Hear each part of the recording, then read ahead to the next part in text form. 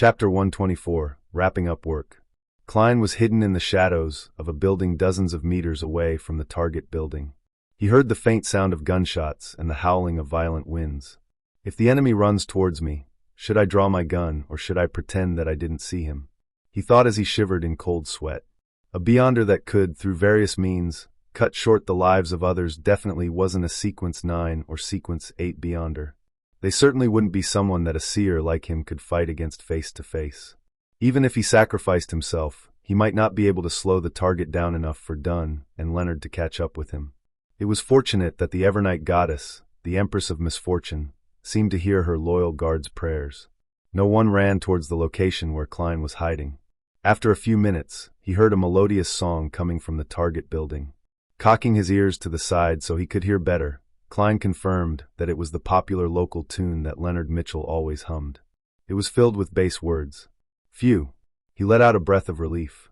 He held his gun in one hand and his cane in the other. He then walked out of the shadows towards the target building. The popular local tune was the meeting signal that he had agreed upon with Dunn and the rest. Klein took 2 steps and suddenly paused. He leaned his cane against the metal fencing and switched the revolver to his other hand. Then he took off the silver chain inside his sleeve and let the topaz pendant hang down naturally. Klein waited till the topaz stabilized and immediately closed his eyes and entered a cogitation state. He recited a divination statement. The singing earlier was an illusion. The singing earlier was an illusion. After repeating 7 times, he opened his eyes and saw the pendant spinning counterclockwise.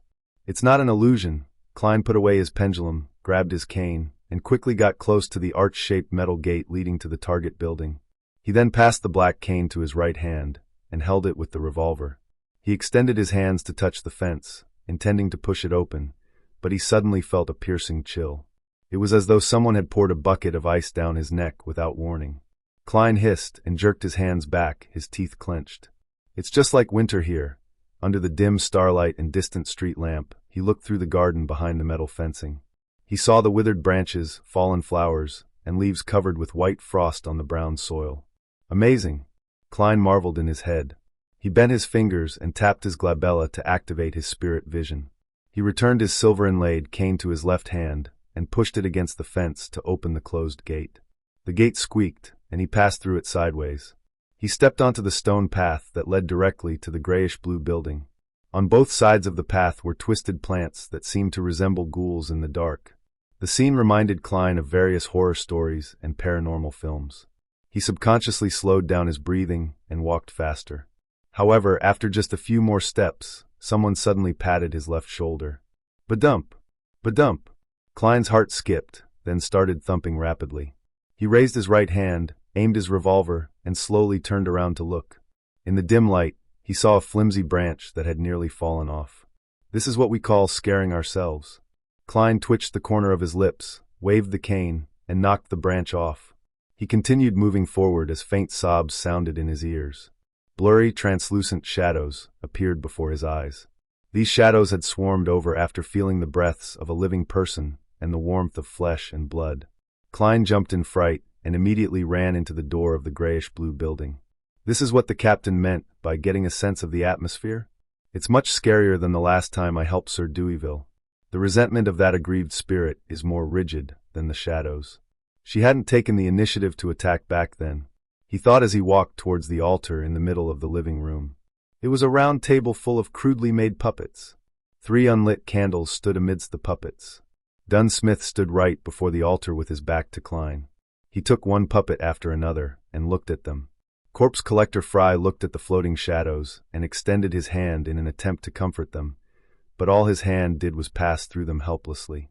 The shadows didn't attack him, seemingly recognizing him as one of their own. When Leonard Mitchell noticed Klein's arrival, he changed his tone, turning his voice softer but charming. Calm as the morn without a sound, calm as to suit a calmer grief. And only through the faded leaf, the chestnut pattering to the ground. In the soothing recitation of the poem, Klein seemed to see a clear lake reflecting the moonlight and a crimson moon hanging quietly, high in the sky. The restless shadows calmed down and stopped chasing after the warm breath of the living nighthawks among them. Dunn put down the puppet in his hand, turned around, and said to Klein, "This is a ceremony for a terrifying curse. It's fortunate that we've already destroyed it. First prepare a ritual to comfort the remaining spirits, then try to communicate with the spirits of the dead, and see if you can get any clues from them." Klein, who realized that he was no longer a burden, immediately held his chest out and said, "Yes, Captain." He reached the altar in a few steps and extended his hands to sweep the puppets off of the round table. At that moment, he noticed from the corner of his eyes that every puppet had a name and a corresponding message. "Captain, did you discover anyone you know?" Klein asked in passing.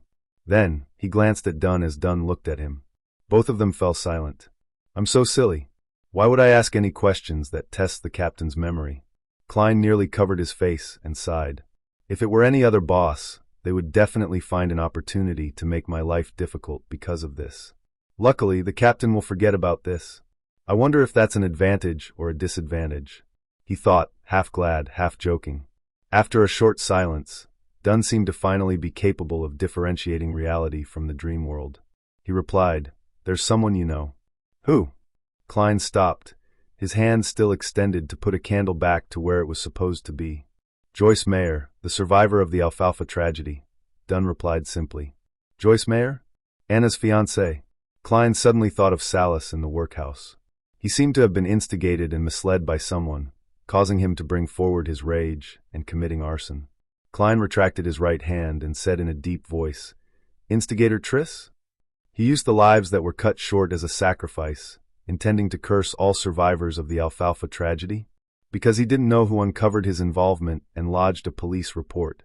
If Triss took revenge directly, it would have been impossible to wipe out all the targets scattered throughout Tingen. After 2 or 3 murders, he would have been noticed by the Nighthawks, mandated punishers, and the machinery hive mind. Then, he would have lost his chance to continue his murdering spree.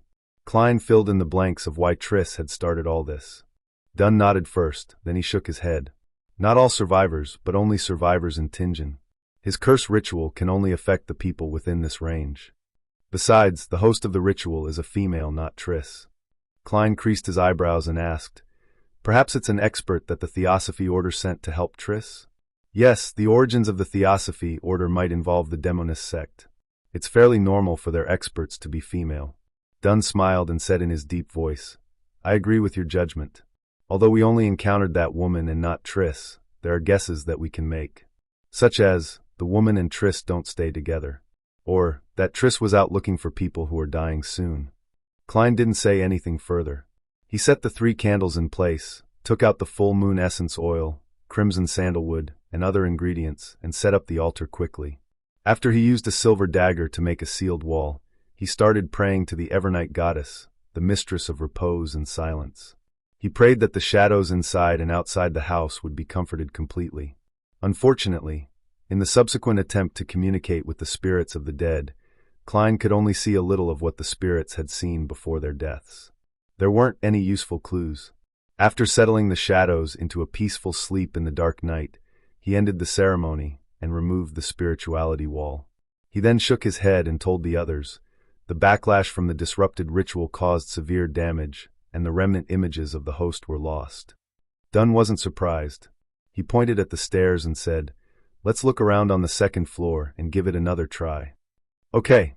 Klein, Leonard, and Fry nodded in agreement. The 3 Nighthawks went up the stairs to the 2nd floor and parted ways to search through each room. In the end, they met in a bedroom that was filled with a faint aroma. They saw messy dresses lying around and open boxes. Dunn took up a box from the dressing table and smelled it before asking, "Are these cosmetics?" "To be exact, they are skincare products. Ever since Emperor Roselle, they were not lumped together with a broad term," Leonard explained with a smile. "Captain, as a gentleman, there are certain things you have to know." Klein didn't join their discussion but cast his gaze towards the mirror on the dressing table. There was an obvious crack on the mirror, and there were shattered pieces on the rug beneath. The Beyonder left in a rush. "She didn't destroy it entirely," he suddenly said in a deep voice. "Maybe I could give this a try." "I'll leave it to you," Dunn replied in confidence. Klein quickly brought the candles up from the 1st floor and lit them in front of the shattered mirror. Under the dim, flickering candlelight, he took out the items like full moon essence to create a spirituality wall. After Klein prepared everything, he stood before the mirror that reflected the lights of all 3 candles and chanted in Hermes, "I pray for the power of the dark night." I pray for the power of the mystery. I pray for the goddess's loving grace. I pray for the mirror to receive a brief restoration. I pray for it to show every person that it reflected in the past month. As the incantation was being recited, a strong wind suddenly howled within the spirituality wall. The shattered pieces of the mirror swirled off the ground and returned to their original locations. The mirror that was covered in cracks suddenly rippled with a gloomy brilliance. Klein wiped his hands over it, and a human figure suddenly appeared in the frame. But that figure wasn't Klein. It was a gentle and sweet-looking young maiden with a round face. Perhaps it was because the mirror was broken, or perhaps it was because the backlash of the interrupted ritual that affected the second floor as well. Her facial features were blurry, and her actual appearance wasn't exactly clear. But even so, Klein found the person unusually familiar.